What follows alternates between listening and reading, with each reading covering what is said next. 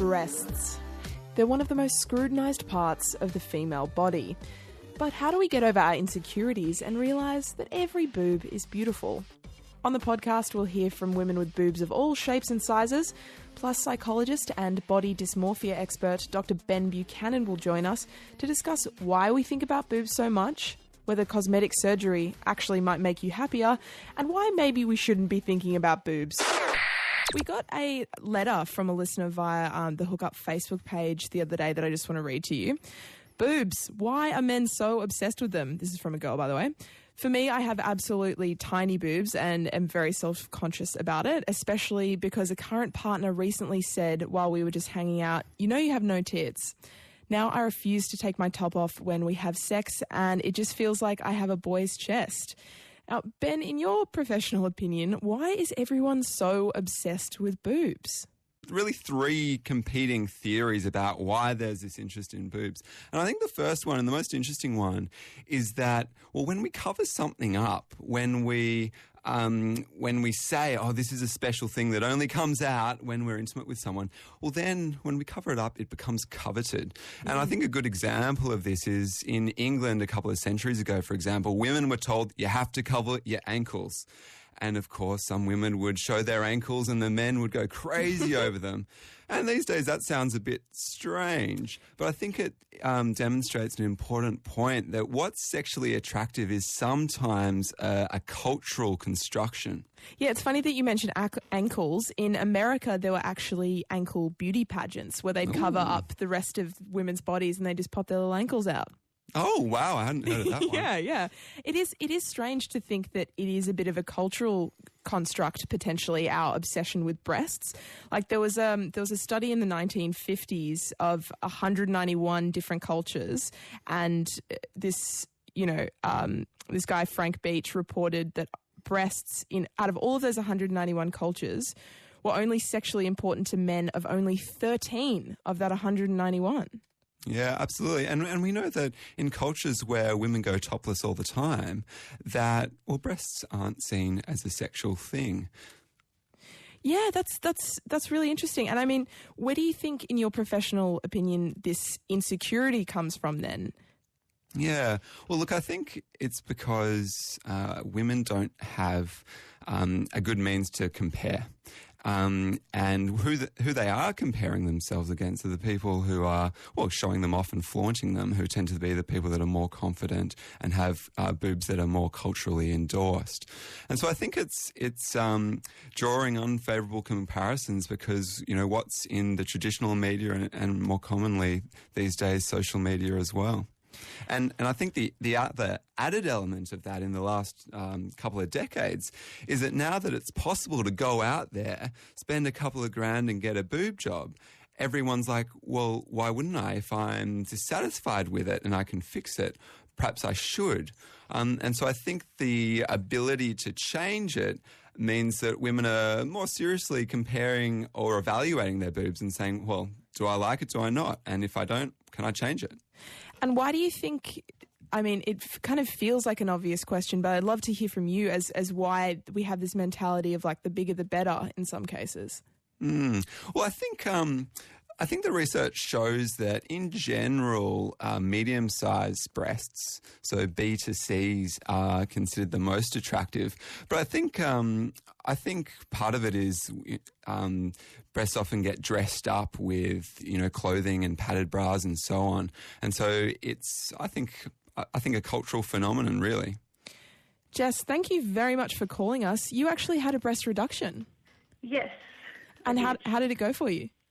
It was the best decision I ever made. I was working as a massage therapist at the time, so I constantly had back pain. Oh, yeah, because it's so much weight towards the front. Yeah, I know. Like, obviously, I was constantly leaning forward. And so apart from, obviously visually, to me, I was self-conscious about them, but had, the back pain to go along with that as well. So if you don't mind me asking, what was your original size? I was a 12G. Wow, I only found out today that cup sizes go all the way to L. Yes, I was listening, obviously, to the show, and I heard you say that, and I thought, oh, gee, that was a surprise to me too. Did you think you were the biggest out there? Not the biggest, but I thought I was up there, and but an L was just amazing to me too. Well, I'm so glad to hear that you had a positive experience, and has it helped your back and you're feeling better?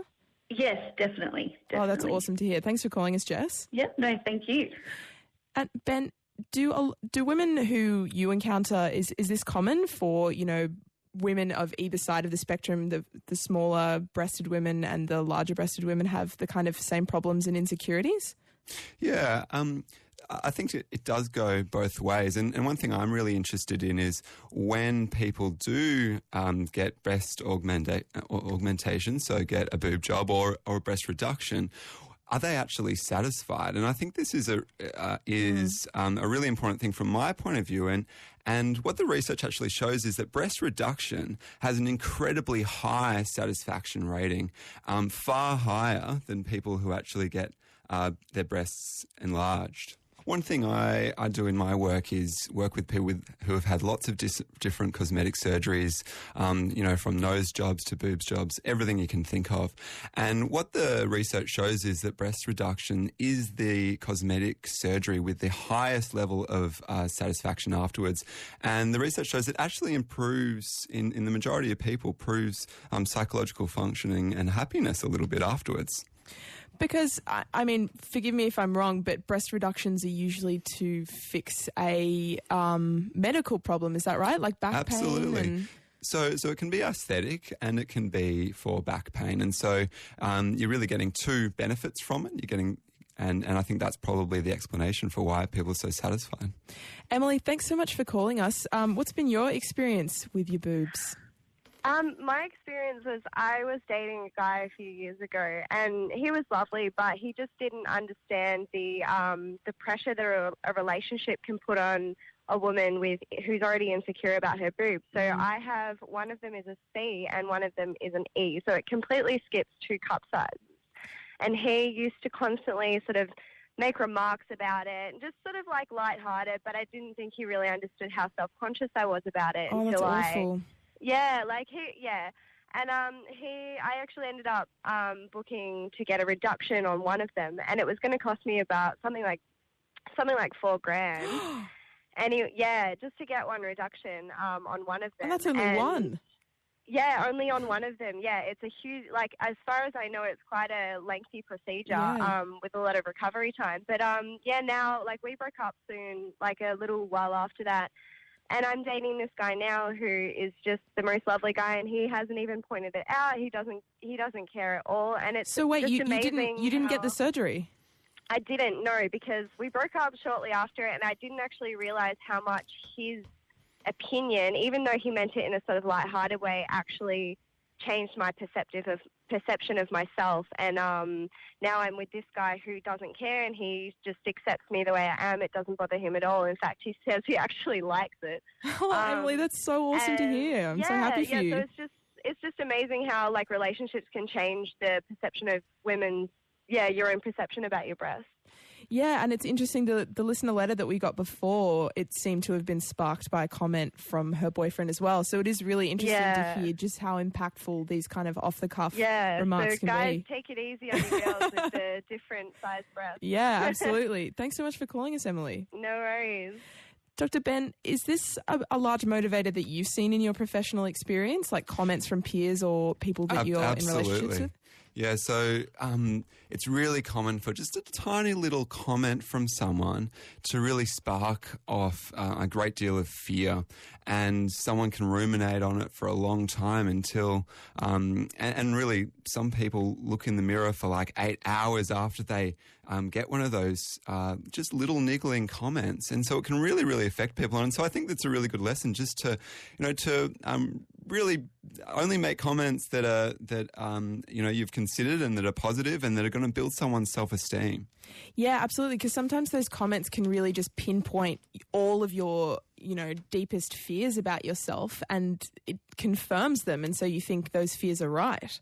Absolutely. And one thing that these comments can actually trigger that I see quite a bit of is people who develop a mental disorder called body dysmorphic disorder. This is sort of like an extreme obsession with one's own body, where you get really, really concerned that it's disfigured or ugly, when in fact it looks pretty normal. And it can really be very debilitating. People can sometimes, withdraw from sex, not want to have sex at all with a partner because of a little comment like that triggering this mental disorder called body dysmorphic disorder. Yeah, and I definitely want to ask you more about that and how that relates to people choosing to get cosmetic surgery in just a little while. But Bonnie, thanks so much for calling us. You actually had an augmentation, so I guess making them bigger at 17? Yeah, I was actually 19, sorry. I did. I already had, a decent pair of boobs. I had a D cup, and I am quite a tall girl, and I've got broad shoulders and wide hips. And although I didn't look abnormal, I felt that I just wanted them to look more matched to my figure. So I went and got them done. I've got a G cup now, and it's funny because you can't really tell. It looks quite natural, but I actually, about 5% of the time, I still have a moment where I go, did I make the right choice? Did I do the right thing? Yeah, and it's quite disheartening because my boobs cost me $14,000. Oh, Bonnie, that's $7 per boob. It is, and it's because, I chose not to go overseas. I chose a really highbrow surgeon. I went to a private hospital, so... You want to do it right. Exactly. I'm a nurse, so I was like, I've worked in theatre. I know what you're paying for. Yeah. So I was like, I'm going to go to the best. So what kind of thoughts are you having when you're feeling a bit of regret about it? Well, I look at my figure. It actually makes me beat up myself more when I gain weight and stuff because I go, I've paid all this money to look a certain way, and then I've gone and eaten something and I'm a bit fatter and I don't look as good as I've paid to look. And it actually makes me feel worse about myself sometimes because I feel like, I've paid for that length and I should work to meet myself there. Oh, Bonnie, that's so sad to hear because then if it's that mentality, I mean, where does it end? Exactly. But, in recent years, I'm now 27, and in recent years, I love my body. I don't have these problems, but it was those sort of early 20s where I was getting used to my new figure, and I actually found people who were trying to be positive and were trying to do the whole body positive movement and build everyone up, tended to shame me for getting my breasts done. Like I had, really? like I had failed the women who are trying to love themselves as they are. I was judged for getting it done. We're joined by Dr. Ben Buchannan, who kind of specialises in body image issues such as these. Ben, is it common for women such as Bonnie to feel a little bit of regret after they get a breast augmentation? Yeah, look, it is. So in general, most people who get a breast augmentation do experience satisfaction afterwards, are pleased with it, but there is a subset of people that don't. And some people really actually don't like it at all and become very distressed by it. And I suppose it's important to remember that, getting a surgery like that can be a distressing experience in itself. And if the initial weeks of recovery are distressing in itself, then that can produce a stress response in the brain that makes the whole experience be remembered as a negative one. And I think the important thing here, and in Bonnie's situation, is that, well, Bonnie, you were 19 when you did this surgery, and I think the younger someone is, the more vulnerable they are to regret. Mm-hmm. Yeah, I agree. I don't, as I said, 95% of the time, at that stage in my life, I loved it. Now I have no issues with it. It's just that, there was about 5 years there where every now and then I'd go, oh, did I make the right choice? I can't fit a lot of bras now. It's harder to buy things. Sometimes it's harder to look better, and it's harder to be more modest as well, and to not to come off as someone who always wants a lot of cleavage showing. Sometimes I don't have that choice with certain outfits. And so little things like, most of the time I'm happy with it. And I am happy with it now that I'm a bit older.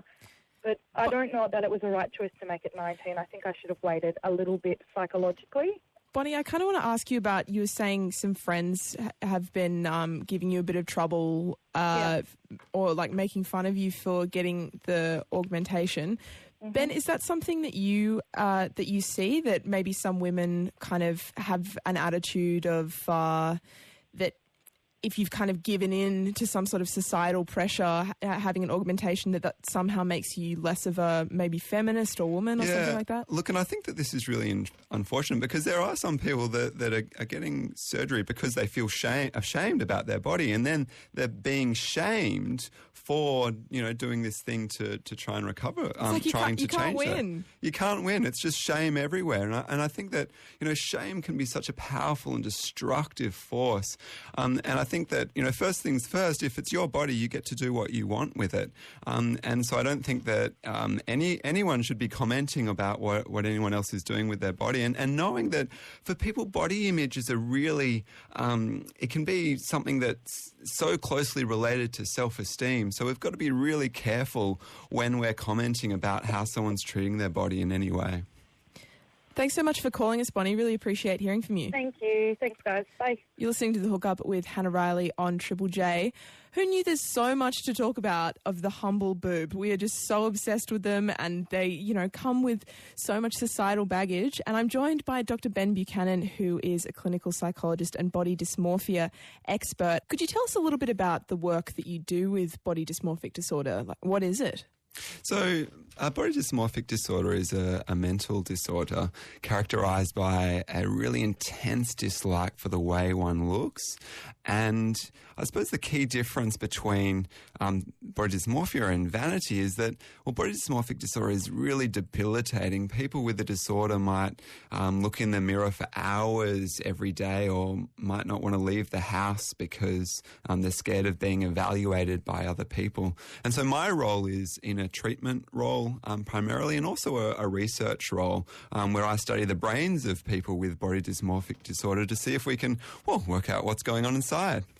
What are the most common age groups for people with body dysmorphic disorder?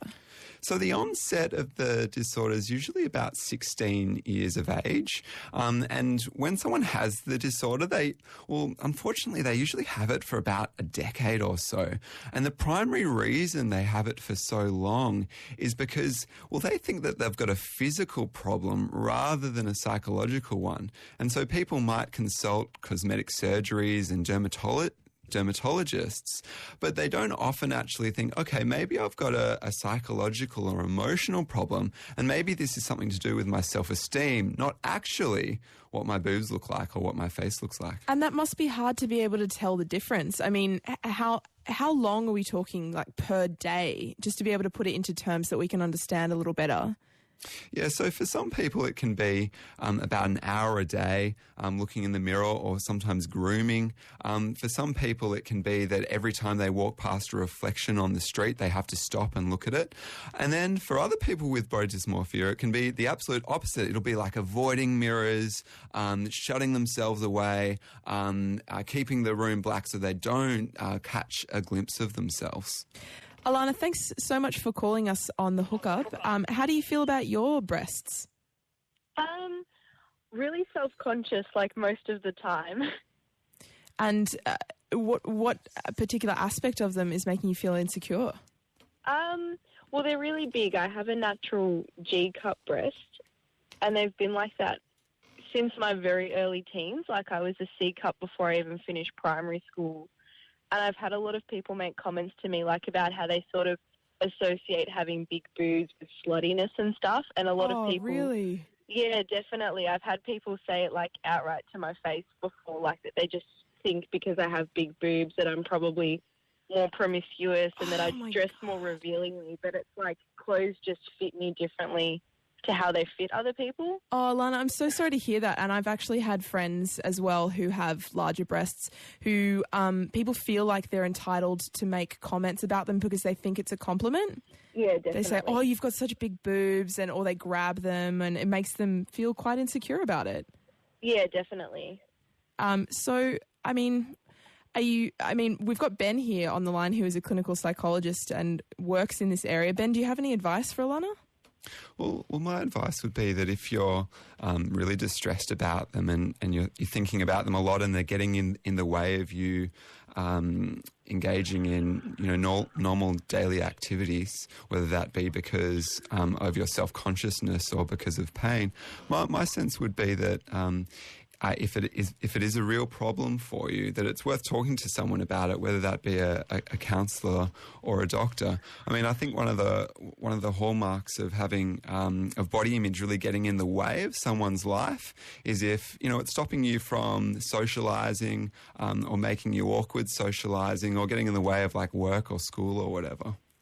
Yeah, definitely. And tell them all the big boobs, whatever they say to you, just say it's absolute bullshit. I'm really sorry to hear that people have been saying that kind of stuff to you. Yeah, it's like, it doesn't affect me socially, just more like with dating. I've had people comment before that they think guys have only gone out with me because I have larger boobs, and it really affects my self-esteem. Oh, well, just cut them from your life. Yeah, it sounds like their problem more than your problem. I'll tell you what, it's pretty insensitive. Thanks so much for calling us, though, Alana. Best of luck with it. Thank you. Blake, you've got a bit of boob love for us. I do have a bit of boob love. We need it. We're hearing so many shit stories. I'll do my best to brighten your night. Yeah. I was dating a girl for about 2 years, and honestly, I couldn't describe her as anything but absolutely flawless. Not just with boobs. She had good boobs and everything, but everything about her was amazing. And I don't think in the 2 years we were dating, I think every time I saw her, I told her just how good she looked, and still to this day, she's never agreed with me. Mm-hmm. And just for me, from a guy's point of view, to see a girl that beautiful and to think that she doesn't agree with that and that she's that uncomfortable in her own body, it